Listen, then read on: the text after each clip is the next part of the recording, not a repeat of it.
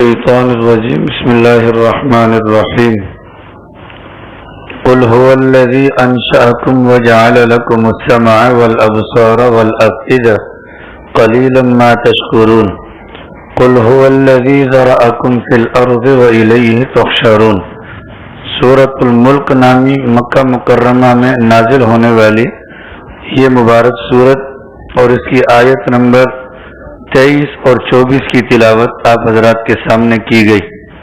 اس مبارک سورت کے اندر جو مرکزی مضمون ہے وہ اللہ تعالیٰ کی توحید پر مشتمل ہے، اور ضمناً اللہ تعالیٰ نے آخرت کے احوال میں سے اہل جہنم کے حالات کو بھی واضح فرمایا ہے، اور دیگر جو سب سے زیادہ جو بات بیان ہوئی ہے اللہ تعالیٰ کی دلائل قدرت کا بیان ہے۔ اللہ تعالیٰ نے انسانوں کے سامنے اپنی قدرت کی نشانیوں کو رکھا ہے، نتیجتاً لوگوں کے لیے راستہ حاصل کرنا آسان ہو جائے۔ چنانچہ ان آیات کریمہ کے اندر اللہ تعالیٰ نے اپنی قدرت کی مزید نشانیوں کو بیان کیا۔ اس سے پہلے والی جو آیات کریمہ گزری ان کے اندر اللہ تعالیٰ نے روزی کا معاملہ واضح کیا، اس کے اندر اللہ تعالیٰ نے پرندوں کے متعلق فرمایا، اس کے اندر اللہ رب العالمین نے آسمان پر سے پتھروں کی برسات کرنے کے حوالے سے فرمایا اگر اللہ چاہے تو یہ سارے کام بھی کر سکتا ہے۔ اب فرمایا گیا کہ قل، اے پیغمبر صلی اللہ علیہ وسلم آپ فرما دیجئے، هو الذی، اللہ کی ذات وہ ہے، انشأکم، جس نے تمہیں بنایا، جس نے تمہیں پیدا کیا، وجعل لکم السمع والابصار والافئدہ، اور اللہ کی ذات وہ ہے جس نے تمہارے لیے کان بنائے، تمہارے لیے آنکھیں بنائیں اور تمہارے لیے دل بنایا۔ قلیلا ما تشکرون، لیکن تمہاری حالت یہ ہے کہ تم میں سے یا تم بہت کم ہی شکر ادا کرتے ہو۔ یوں تو اللہ تعالیٰ کی قدرت یا اللہ تعالیٰ کی تخلیقات میں سے جتنی بھی چیزیں ہمیں نظر آتی ہیں ان میں سے ہر چیز ایک سے بڑھ کر ایک ہے۔ کسی بھی چیز کے متعلق ہم نہیں کہہ سکتے کہ اس چیز کی تخلیق آسان ہے یا اس چیز کی تخلیق میں ہم بھی یہ کام کر سکتے ہیں، لیکن انسان کی پیدائش کا جو معاملہ ہے یہ اللہ تعالیٰ کی قدرت کی نشانیوں میں سے، یہ اللہ تعالیٰ کی تخلیقات میں سے ایک بہت بڑا یعنی کہ عمل ہے جس کو اللہ تعالیٰ نے بار بار بیان فرمایا ہے۔ اللہ تعالیٰ چاہتے تو فرشتوں کی طرح انسان کو نور سے پیدا کر سکتے تھے، اللہ تعالیٰ چاہتے تو جنات کی طرح انسانوں کو آگ سے پیدا کر سکتے تھے، لیکن اللہ رب العالمین نے انسان کی پیدائش کے لیے مٹی کا انتخاب کیا۔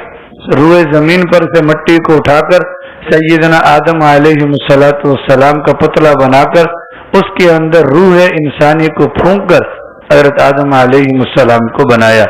پھر حضرت آدم علیہ السلام کے پہلو سے اللہ نے اماں حوا کو پیدا کیا، اور پھر ان دونوں کے ملاپ کے ذریعے سے ایک گندے قطرے کے ذریعے سے، ایک گندے نطفے کے ذریعے سے، بظاہر ایک پلید چیز سے اللہ تعالیٰ نے حضرت انسان کو بنا دیا۔ اگر انسان اپنی تخلیق کے بارے میں، انسان اپنی پیدائش کے بارے میں غور کرے تو انسان دھنک رہ جاتا ہے۔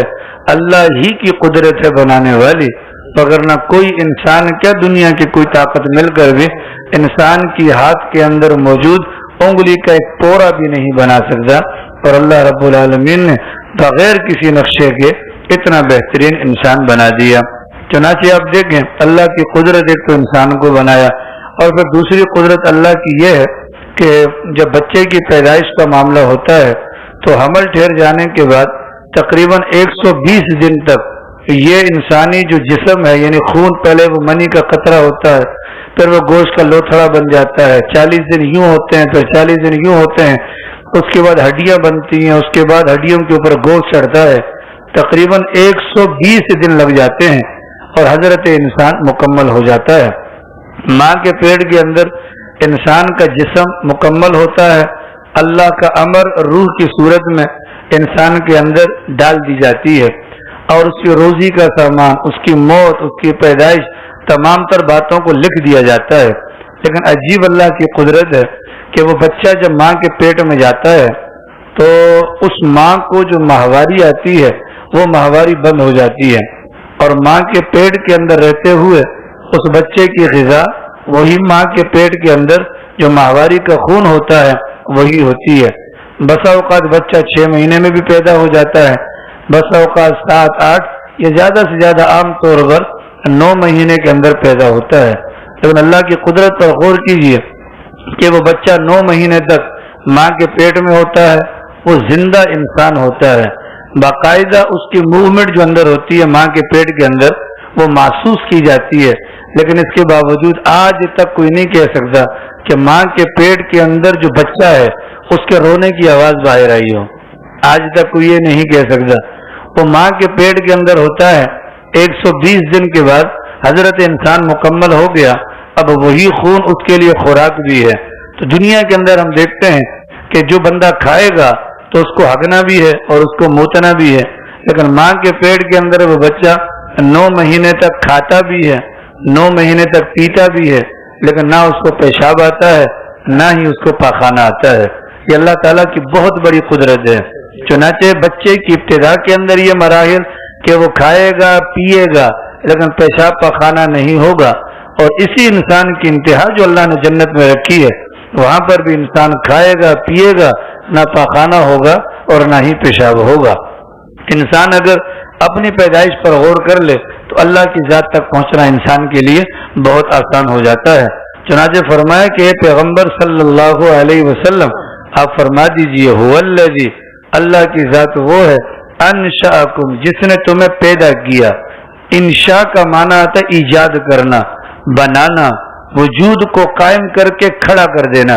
یہ بھی اللہ کی بہت بڑی نعمت ہے۔ اللہ نے مجھے اور آپ کو انسان بنایا۔ اللہ اولا پیدا ہی نہ کرتا، ہمارے بس میں کچھ نہیں تھا۔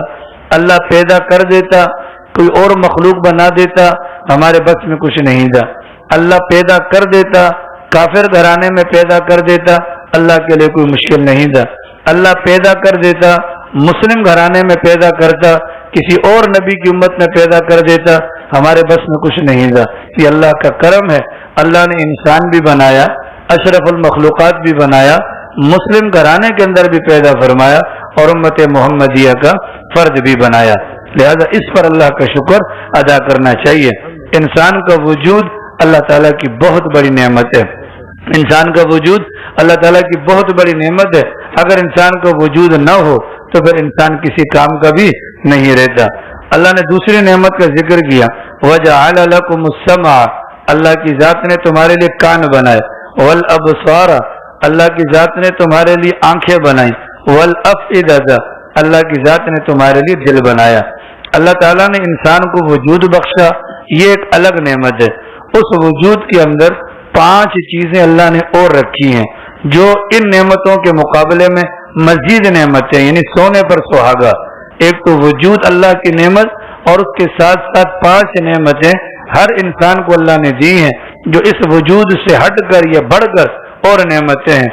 ان میں سے پہلی نعمت سننے کے لیے اللہ نے کان دیے، دوسری نعمت دیکھنے کے لیے اللہ نے آنکھیں دی، تیسری نعمت سونگنے کے لیے اللہ نے ناک دی، چوتھی نعمت چکھنے کے لیے اللہ نے زبان دی، اور 5ویں نعمت ٹٹولنے کے لیے، محسوس کرنے کے لیے اللہ رب العالمین نے انسان کو جسم دیا، انسان کو ہاتھ دیے اور انسان کو پاؤں دیے۔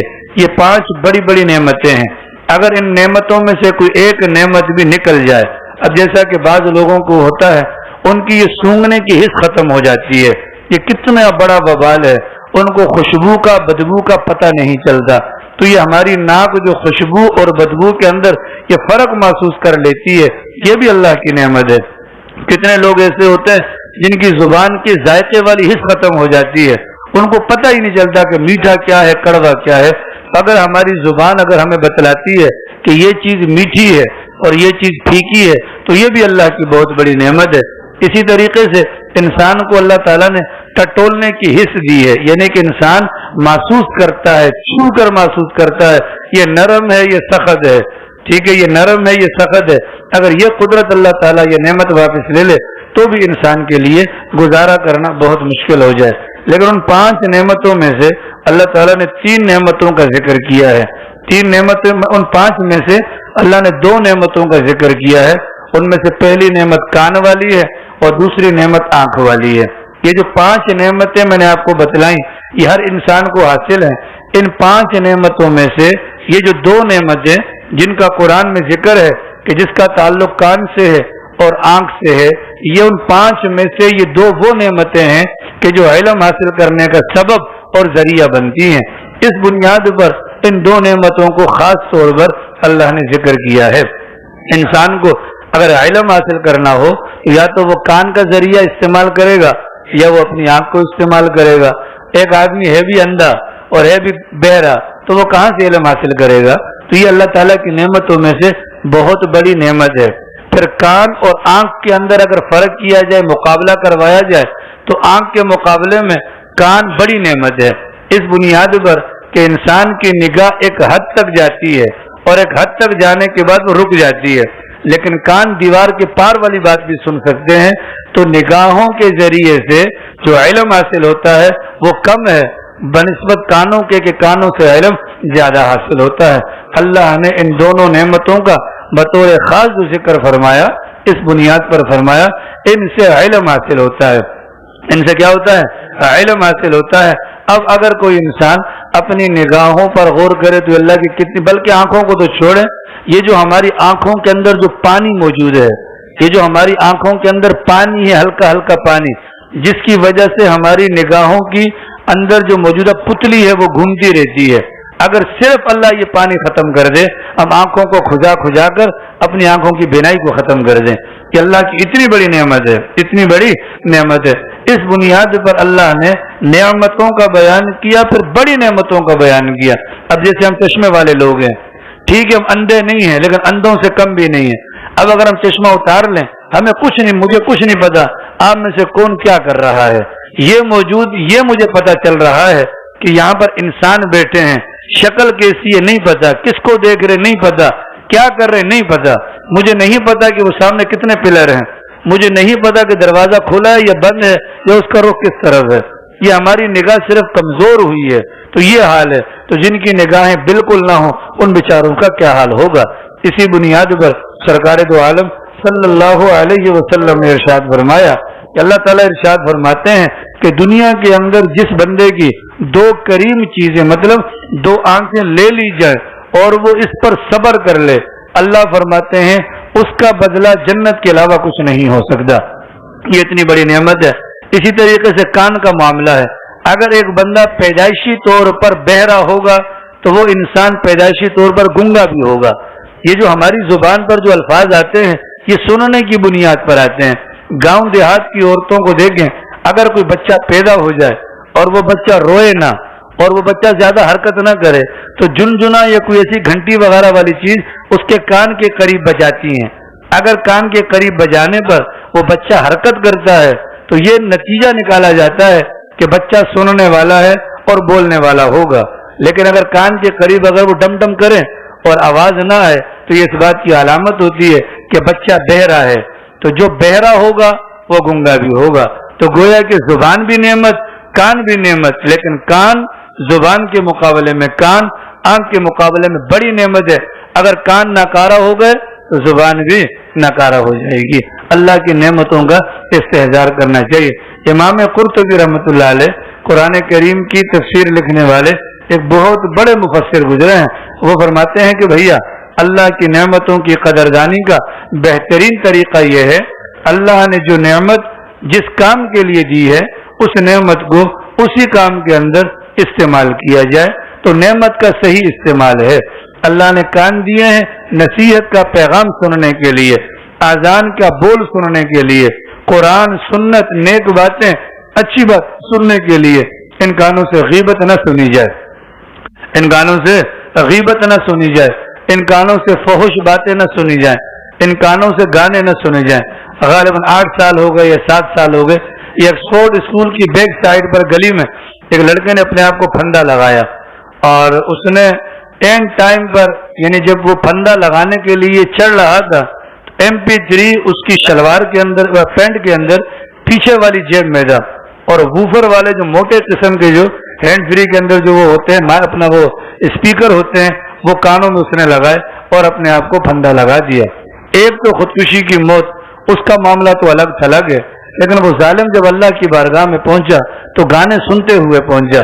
وہ اللہ کو کیا جواب دے گا؟ کیا میں نے کان تمہیں گانے سننے کے لیے دیے تھے؟ بولیے. کان اللہ کی نعمت ہے. اس کان کا استعمال اگر نیک چیزوں کے لیے ہو رہا ہے تو پھر گویا کہ کان پر یا اس کی نعمت پر ہم اللہ کے شکر گزار ہیں. اور اگر ایسا نہیں ہے تو کان والی نعمت کا معاملہ خراب ہو جائے گا.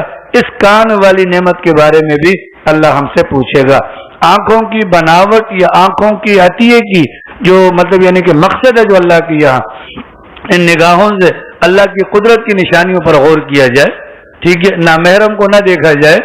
جہاں پر نگاہ پڑنے سے اللہ نے منع کیا وہاں پر نگاہ کو نہ ڈالا جائے تو کہا جائے گا آنکھ والی نعمت کی قدردانی ہے. اللہ نہ کرے اگر آنکھ کو بے لگام چھوڑ دیا, آنکھ کا غلط استعمال کیا گیا, اللہ اس نعمت کے بارے میں بھی کل پوچھے گا. یہ جو ناک ہے کہ ناک سونگھنے کے لیے اللہ نے ایک آلہ بنایا ہے, ایک آلہ بنایا ہے, اس کا جائز استعمال رکھا گیا, اس نعمت کا سوال نہیں ہوگا. اسی طریقے سے زبان, اس کا جائز استعمال کسی چیز کو چکھنا ہے, اگر جائز استعمال رکھا گیا تو نعمت کی قدردانی ہے. تو اللہ تعالیٰ فرماتے ہیں کہ پیغمبر صلی اللہ علیہ وسلم آپ فرما دیجئے اللہ کی. آپ لوگوں کو سمجھ میں آ رہی ہے جناب؟ آج الحمدللہ دل میں تہیہ کر کے گھر سے نکلا ہوں. جمعے سے پہلے آپ حضرات کو بیان کے اندر نہیں ٹوکا جائے گا. آپ کی مرضی ہے, لیٹ کے سنیں, جمائیاں لیں, منہ پر ہاتھ رکھیں نہ رکھیں, سوتے رہیں, اپنی بغل میں دیکھیں یا اپنی گود میں دیکھیں, آپ کو نہیں ٹوکا جائے گا.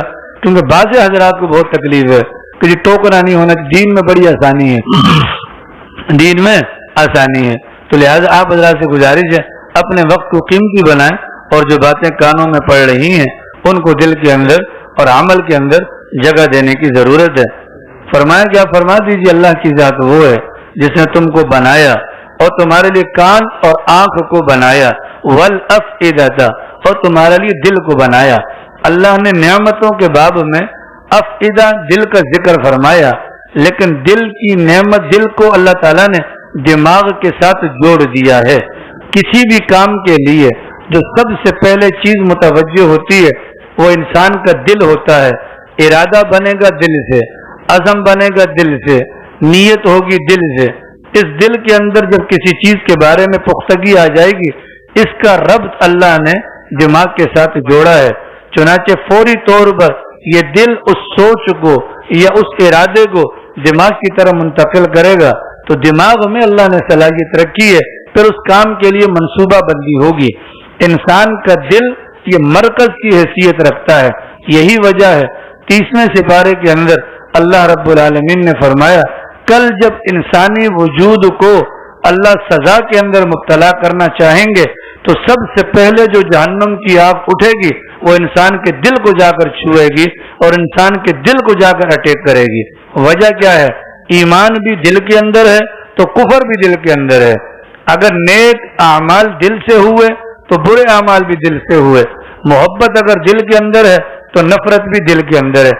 اگر دل نہ چاہے زبان بیکار, دل نہ چاہے آنکھیں بیکار, کان بیکار, پورا کا پورا وجود بیکار ہے. تو دل کو اللہ نے مرکز کی حیثیت دی.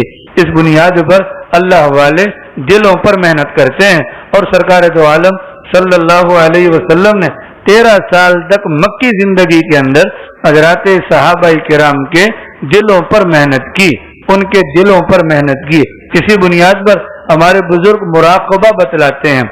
مراقبہ بیٹھ کر اپنے دل کی دھڑکن پر غور کیا جائے, اور یہ جو دل دھڑک رہا ہے یہ تو پمپنگ کر رہا ہے, لیکن وہ دل والا جو ہوگا, جو مراقبہ کرنے والا ہے, وہ مراقبے کے موقع پر یہ سوچے اللہ کی رحمت آ رہی ہے, میرے دل پر سما رہی ہے, اور یہ ٹک ٹک ہو رہی ہے, یہ میرے دل کے اوپر سے گناہوں کی گندگی کو بہا کر لے جا رہی ہے.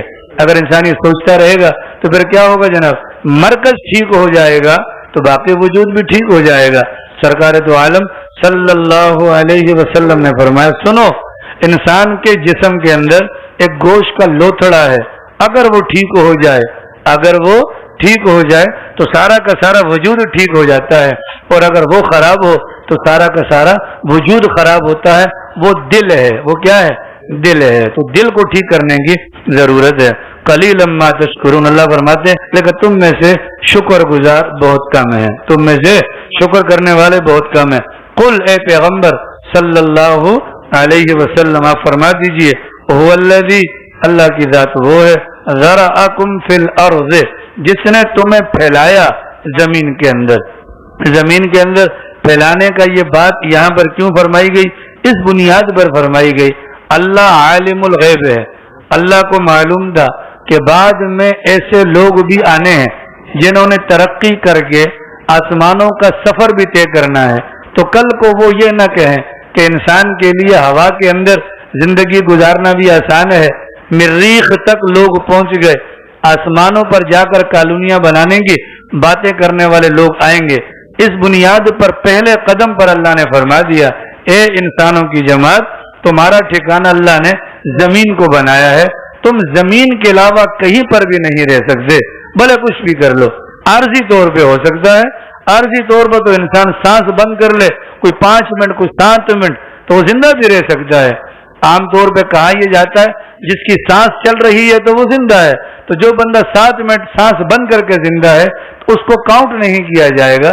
ایسے ہی کچھ دنوں کے لیے، کچھ لمحوں کے لیے اگر انسان فضا میں جاتا ہے اور زندہ واپس آ جاتا ہے تو نہیں کہا جائے گا کہ معاذ اللہ کی بات غلط ہے، بلکہ اللہ کی بات کا مقصد یا مطلب یہ ہے کہ جو تمہارا مستقل ٹھکانہ ہوگا یا جہاں پر تم قرار پکڑو گے وہ زمین ہے۔ وہ کیا ہے؟ زمین ہے۔ چنانچہ سکون زمین میں ہی آتا ہے۔ سکون کس میں آتا ہے جناب؟ زمین میں ہی آتا ہے۔ آج چارپائیاں ہمارے گھروں پر ہیں، بیڈ ہمارے گھروں پر موجود ہے، ان تمام چیزوں کے باوجود جو سکون اللہ نے زمین میں رکھا ہے وہ کسی چیز میں نہیں رکھا۔ آج کل گرمی کا سیزن ہے، یقیناً سب کو گرمی لگتی ہے، تو بہترین طریقہ ایک یہ بھی ہے ننگے فرش پر لیٹا جائے، تو زمین کے اندر اللہ نے طاقت رکھی ہے، وہ انسان کے جسم کی حرارت کو کھینچ کر اپنی ٹھنڈک انسان کے بدن کے اندر منتقل فرما دیتی ہے۔ گزشتہ زمانوں میں بہت زیادہ کھانا کھانے والا ایک خلیفہ گزرا ہے، غالباً عبد الملک ابن مروان اس کا نام تھا۔ کسی جگہ پر وہ گیا تو جس گھر پر وہ گیا انہوں نے مہمانوں کے لیے 13 پیالے، اس زمانے کے اندر بڑے بڑے وہ ہوتے تھے، تشت ہوتے تھے، وہ مہمانوں کے لیے اس نے اگلے میزبان نے تیار کر رکھے تھے۔ خلیفہ وقت آ گیا، اب انکار تو نہیں کر سکتا، تو خلیفہ وقت کے سامنے پیالے رکھے، پہلا پیالہ رکھا، خلیفہ وقت کھا گیا، دوسرا، تیسرا، چوتھا، پانچواں، چھٹا، یہاں تک کہ 13 کے 13 پیالے کھا گیا، اور اس کے بعد اپنے وزیر سے کہنے لگا کہ تمہارے پاس کچھ ہے کہ میری بھوک ابھی بھی باقی ہے، میری بھوک ابھی بھی باقی ہے۔ تو گھر والوں نے کہا حضرت جو بارات کا کھانا تھا وہ تو آپ کھا گئے۔ اب جب یہ یہاں سے باہر نکلا تو طبیعت مچلنا شروع ہوئی، تو اس زمانے کے یعنی 1200 سال پہلے کے اطباء جو اس کے ساتھ چلتے تھے انہوں نے کہا آپ قمیض اتاریں اور اپنے پیٹ کو ننگی زمین کے ساتھ مس کریں، ننگی زمین کے ساتھ مس کریں۔ چنانچہ جب یہ کام کیا گیا تو یکدم اس کو موشن لگے اور اس کے پیٹ کی حرارت کو اللہ نے دور کیا۔ تو ہمارا ٹھکانہ کہاں جناب علی؟ زمین کے اندر ہی ہے۔ تو زمین سے ہماری پیدائش اور زمین ہی پر ہمارا مطلب ہماری قیام گاہ، اور زمین ہی کے اندر سے اللہ نے ہمیں اٹھانا ہے۔ وَإِلَيَّ تُحْشَرُونَ، لیکن اللہ نے فرمایا سنو، جہاں کہیں پر بھی جاؤ عقل کے گھوڑے دوڑا کر اگر تم فضاؤں میں بھی چلے جاتے ہو، ایک نہ ایک دن تو آنا ہے کہ لوٹ کر تمہیں اللہ کے پاس ہی جمع کیا جائے گا۔ تو لب لباب اور خلاصہ جناب علی یہ ہے، ہمیں اپنی اللہ کی طرف سے دی جانے والی نعمتوں کا شکرانہ اور غور و فکر کرنا ضروری ہے، غور و فکر کرنی چاہیے جناب۔ وقت پر پیشاب آ جاتا ہے کتنی بڑی نعمت ہے، وقت پر پیشاب آتا ہے کتنی بڑی نعمت ہے۔ یہ صرف پیشاب بند ہو جائے، ڈاکٹر بیٹھا ہوا صرف پیشاب بند ہو جائے، صرف اگر پیشاب بند ہو جائے تو انسان کو ہارون الرشید، خلیفہ ہارون الرشید کے متعلق کتابوں کے اندر آتا ہے کہ ایک موقع پر اس کو پیاس لگی تو فقیر تھے بہلول دانا رحمۃ اللہ علیہ، انہوں نے پانی پیش کیا، اور پانی پیش کرنے سے پہلے شرط رکھی بادشاہ سلامت، میں آپ کو پانی دوں گا لیکن اس شرط پر کہ آپ اپنی آدھی سلطنت میرے نام پر کر دیں۔ بادشاہ کو پانی کی ضرورت تھی، نہ دیتا تو مر جاتا، تو وہ منظور کر لیا، ٹھیک ہے، منظور کر لیا کہ آدھی سلطنت ایک پیالے کی عوض میں بیچنے کے لیے تیار ہو گئے۔ بہلول دانا رحمۃ اللہ علیہ نے فرمایا کہ خلیفہ وقت یہ بتلائیں، یہ ایک پیالہ پانی پی کر آپ نے پیاس تو بجھا لی، اب اگر یہ پانی اندر جا کر رک جائے اور باہر نہ نکلے اور کوئی آپ سے کہے کہ بھئی آدھی سلطنت دے دو، تو پیشاب کے کرنے کے لیے آپ آدھی سلطنت دینے کو تیار ہو جائیں گے؟ کہ بالکل میں تیار ہو جاؤں گا۔ تو بہلول دانا رحمۃ اللہ علیہ نے فرمایا آپ کی جتنی بڑی سلطنت ہے وہ ایک پانی کے پیالے کی مار ہے۔ تو یہ اللہ کی نعمت ہے جناب۔ اسی بنیاد پر حضرت مفتی شفیع صاحب رحمۃ اللہ علیہ فرمایا کرتے تھے اگر انسان اپنے من میں جھانکنا شروع کر دے تو وہ بیت الخلاء کے اندر بیٹھ کر بھی اللہ کا ولی بن کر نکل سکتا ہے۔ وہ صرف وہاں بیٹھ کر اپنے اعضاء کے بارے میں سوچتا رہے اللہ نے یہ بنایا یہ بنایا یہ بنایا۔ حضرت تھانوی رحمۃ اللہ علیہ کے پاس ایک بندہ آیا اور دین اسلام پر اعتراض کرنے لگا۔ حضرت نے فرمایا یہ بتاؤ کہ تمہاری ناک آگے ہے یہ کس نے بنائی؟ کہ اللہ نے بنائی۔ کہ اللہ اگر ناک پیچھے لگا دیتا تو کیا ہوتا؟ کہ برا لگتا۔ کہ اگر سب کی ناک پیچھے بنا دیتا کہ پھر صحیح لگتا۔ کہا کہ تمہارے پاس خود اپنی باتوں کا جواب نہیں، جب تمہاری اتنی اوقات نہیں تو اللہ کے کاموں میں کیوں انگلیاں مارتے ہو؟ ہماری ذمہ داری بنتی ہے اللہ کی نعمتوں کا استحضار کیا جائے، اللہ کی نعمتوں کا۔ حضرت ڈاکٹر عبدالحی صاحب عارفی رحمۃ اللہ علیہ فرماتے ہیں میں نے اپنے نانا جان سے حضرت فرماتے ہیں کہ ڈاکٹر عبدالحی عارفی صاحب رحمۃ اللہ علیہ یہ وہ تھے جو صدر جنرل ضیاء الحق کے بھی پیر تھے، ان کے پیر تھے یہ، اور بہت بڑے انسان تھے۔ ضیاء الحق کا جنازہ بھی اپنا اس نے اعجاز الحق کا نکاح بھی حضرت نے پڑھایا تھا، اور مفتی تقی صاحب والوں کے بھی شیخ ہیں، بہت بڑے انسان تھے۔ 40 سال تک ناظم آباد میں مطب چلایا، لیکن قسم کھا کر فرماتے ہیں 40 سال کے اندر ایک مرتبہ بھی کسی نامحرم پر میری نگاہ نہیں پڑی، اتنے بڑے انسان تھے۔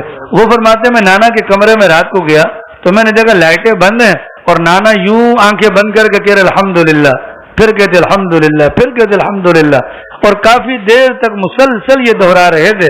تو میں نے نانا کے پاؤں پکڑ کر پوچھا نانا حضور خیر تو کیا کر رہے ہیں؟ کہا کہ صبح سے لے کر شام تک اللہ کی نعمتوں کو استعمال کرتا ہوں، استحضار نہیں رہتا کہ کس موقع پر شکریہ ادا کیا کس موقع پر نہیں کیا۔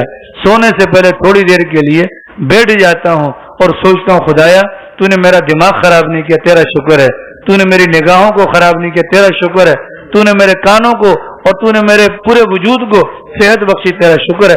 اس انداز سے وہ رات کو شکر ادا کیا کرتے تھے۔